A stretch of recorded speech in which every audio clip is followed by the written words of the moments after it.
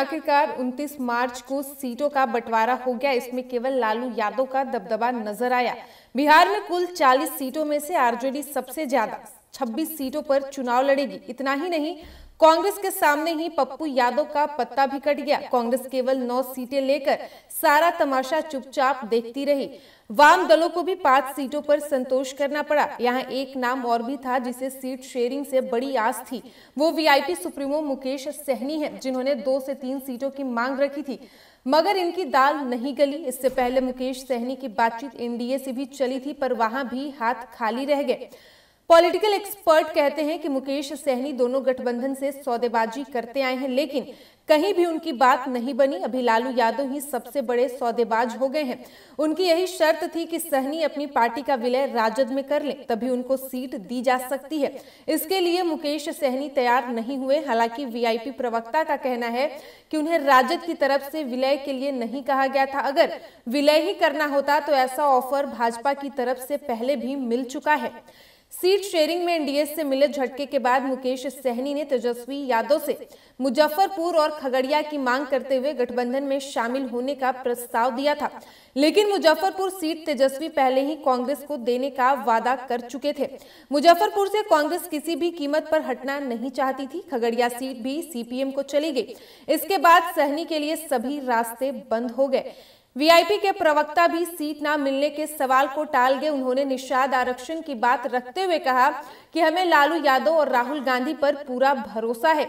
अगर वो निषाद आरक्षण देते हैं तो हम अब भी उनका समर्थन करने को पूरी तरह से तैयार हैं। साथ ही बता दें कि लालू यादव की जिद के आगे बेबस पप्पू यादव ने तो पूर्णिया से चुनाव लड़ने का ऐलान करके अपने इरादे बता दिए हैं, लेकिन अब सहनी का क्या करेंगे ये देखना रोचक होगा। अगर वो चुनाव मैदान में कैंडिडेट उतारते हैं तो मिथिलांचल और सीमांचल में महागठबंधन का खेल बिगाड़ सकते हैं। मुकेश सहनी पिछले 10 वर्षों से बिहार में खुद को मल्लाह का नेता स्थापित करने में एक हद तक कामयाब रहे हैं। मल्लाह अति पिछड़ा जाति से आते हैं। मिथिलांचल, खासकर दरभंगा, मुजफ्फरपुर और मधुबनी के इलाके में इनकी आबादी अच्छी खासी है। इसके अलावा खगड़िया और सीमांचल की 1-2 सीटों में ये जीत हार का समीकरण बिगाड़ सकते हैं। पिछले 2 चुनावों में इनके प्रदर्शन को देखें तो लगभग 1.5% वोट हासिल करने में कामयाब रहे हैं। 2019 के लोकसभा चुनाव में मुकेश सहनी की पार्टी 4 लोकसभा सीटों पर लड़ी थी। खुद वे खगड़िया से 2 लाख से ज्यादा वोट से हार गए थे, लेकिन इनकी पार्टी को 1.4% वोट मिले थे।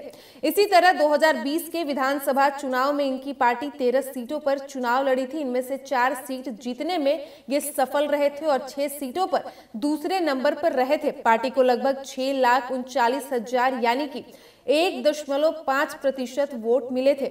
मुकेश सहनी ने साल 2013 में राजनीति में कदम रखा था। 2015 के विधानसभा चुनाव के दौरान पीएम मोदी और केंद्रीय गृह मंत्री अमित शाह के साथ प्रचार प्रसार करते भी दिखे।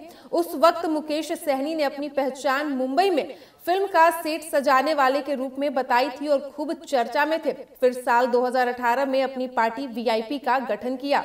मुकेश सहनी ने पहली बार 4 नवंबर 2018 को पटना के गांधी मैदान में निषाद आरक्षण महारैली का आयोजन कर अपनी ताकत दिखाई थी। उस रैली के दौरान पार्टी की गठन की घोषणा की गई थी। पार्टी का नाम वीआईपी यानी कि विकासशील इंसान पार्टी रखा। खुद को सन ऑफ मल्लाह के रूप में पेश किया। उस समय सहनी ने कहा था कि वर्ष 2015 के विधानसभा चुनाव में प्रधानमंत्री नरेंद्र मोदी और गृह मंत्री अमित शाह ने निषादों को आरक्षण देने का वादा किया था, लेकिन उन्होंने वादा पूरा नहीं किया। इसलिए जो निषाद समाज को चुनाव में उचित भागीदारी देगा, निषाद समाज उसके साथ खड़ा होगा। फिर मुकेश सहनी ने महागठबंधन की तरफ अपना झुकाव दिखाया।